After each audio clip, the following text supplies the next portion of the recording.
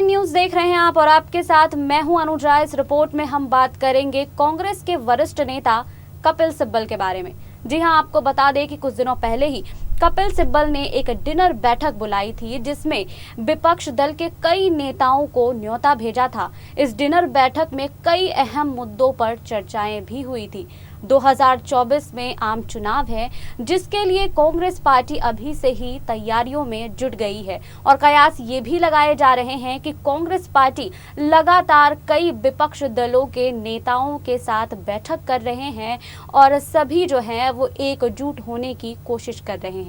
इस बीच बता दें कि प्रियंका गांधी वाड्रा ने भी एक बयान जारी किया है जिस पर कपिल सिब्बल ने अपनी राय दी है। कपिल सिब्बल ने कहा है कि पार्टी को मजबूत होने की जरूरत है, तभी हम आगे कुछ कर सकते हैं। इसे लेकर और भी कई नेताओं ने अपने अपने बयान दिए हैं। देखिए इस रिपोर्ट में कि कांग्रेस के और कई नेताओं ने क्या क्या अपने बयान दिए हैं। अस्तित्व और नेतृत्व के संकट से जूझ रही कांग्रेस के वरिष्ठ नेता कपिल सिब्बल के पार्टी अंतरिम चीफ सोनिया गांधी और उनके बेटे राहुल गांधी के साथ बहुत अच्छे संबंध नहीं हैं।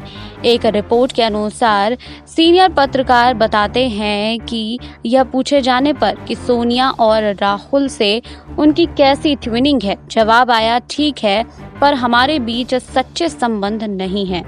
आगे पत्रकार ने यह भी पूछा कि आप सोनिया से आखिरी बार कब मिले थे, तो सिब्बल ने स्पष्ट उत्तर न दे सके और उन्होंने कहा कि कुछ वक्त पहले। वहीं आपको बता दें कि इस पर और भी सवाल किए गए। उन्होंने कहा कि हो सकता है कि 1 साल पहले भेंट हुई हो, मुझे फिलहाल याद नहीं है।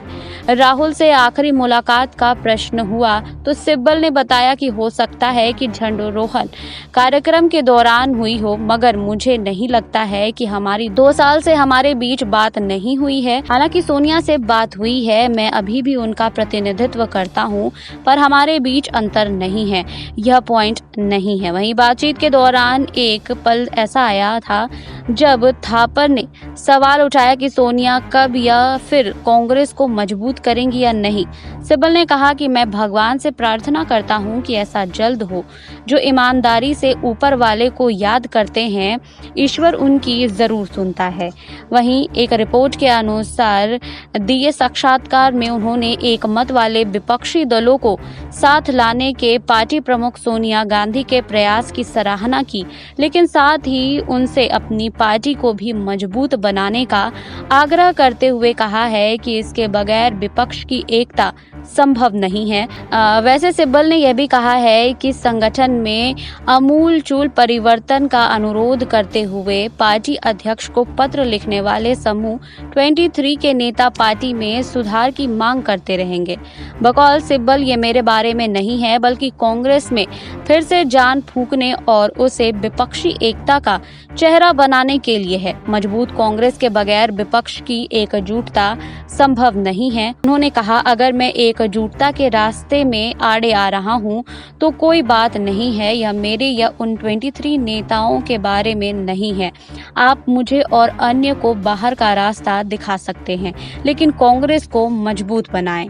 जी हां, आपको बता दें कि कुछ दिनों पहले ही कपिल सिब्बल ने एक बैठक बुलाई थी जिसमें विपक्ष दल के कई नेता भी शामिल हुए थे। बता दें कि कपिल सिब्बल उस ग्रुप 23 में शामिल हैं जिसमें कांग्रेस अध्यक्ष को पत्र लिखकर संगठन में आमूलचूल परिवर्तन की आवश्यकता जताई थी। सिब्बल अभी भी अपनी मांग पर कामयाब हैं कि कांग्रेस संगठन में व्यापक तौर पर सुधार किए जाएं। इन सुधारों से पार्टी फिर से मजबूत होगी। सिब्बल ने रविवार को कहा है कि इस बात से खुश हैं कि पार्टी अध्यक्ष सोनिया गांधी ने विपक्षी एकता के लिए प्रयास शुरू किया है, लेकिन पार्टी संगठन में सुधार के मसले पर भी कार्य होना चाहिए। वहीं उन्होंने वह और भी पार्टी के अन्य पुराने नेता और कांग्रेस को मजबूत करने के हर प्रयास का साथ देने के लिए तैयार हैं, लेकिन संयुक्त विपक्ष का नेतृत्व करने के लिए कांग्रेस का मजबूत होना जरूरी है।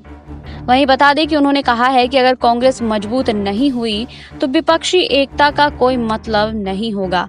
कहा कि कांग्रेस को मजबूत करने की कोशिश में यदि उन्हें या ग्रुप 23 के अन्य किसी नेताओं को खारिज किया जाता है तो उनमें से किसी को गुरेज नहीं होगा। कांग्रेस के अंतरिम अध्यक्ष राजनीति में अपनी सक्रियता दिखा रही हैं। कुछ दिनों पहले ही सोनिया गांधी ने ममता बनर्जी के साथ भी बैठक की थी, जिसके बाद से अब ये भी कयास लगाए जा रहे हैं कि ममता बनर्जी को कांग्रेस का समर्थन मिल सकता है।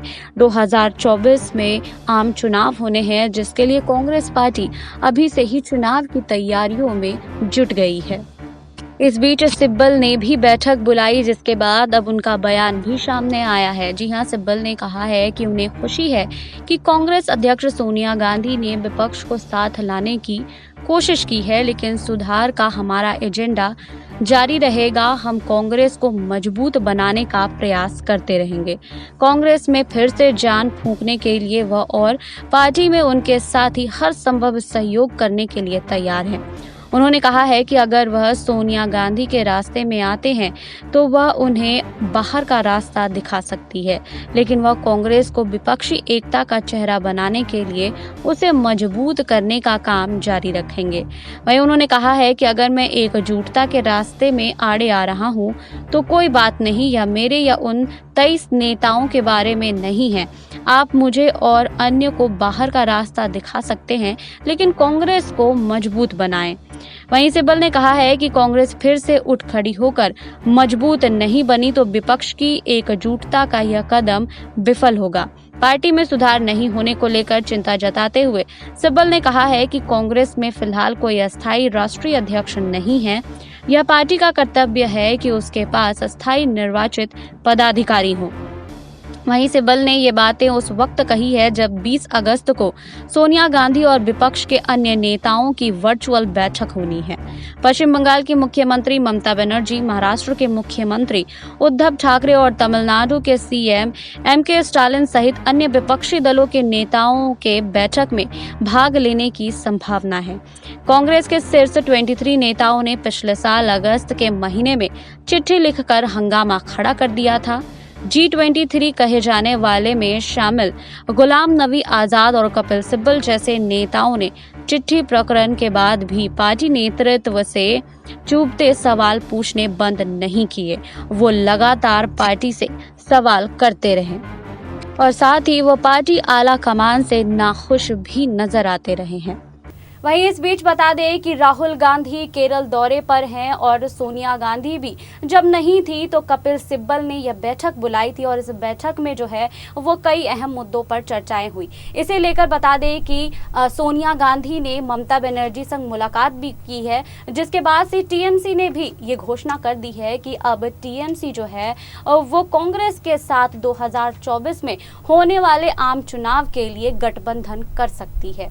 आपको हमारी ये रिपोर्ट कैसी लगी हमें कमेंट बॉक्स में लिखिए। बाकी और खबरों के लिए जुड़े रहिए SPN 9 न्यूज़ के साथ।